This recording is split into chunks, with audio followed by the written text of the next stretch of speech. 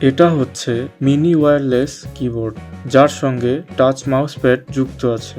এটি দেখতে কিউট এবং সাইজেও ছোট, খুব সহজেই বহন করা যায়। এটা কম্পিউটার, টিভি, অ্যান্ড্রয়েড ও অ্যাপল ডিভাইসে ব্যবহার করা যায়। এটা নোকিয়ার পুরাতন বাটন ফোনের মতো যে ব্যাটারি রয়েছে সে ব্যাটারিগুলো সাপোর্ট করে। এর সাথে 2.4 গিগাহার্টজ এর একটি অ্যাডাপ্টার রয়েছে, যা ডিভাইসে লাগিয়ে মিনি কিবোর্ডটির সঙ্গে কানেক্ট করা যায়।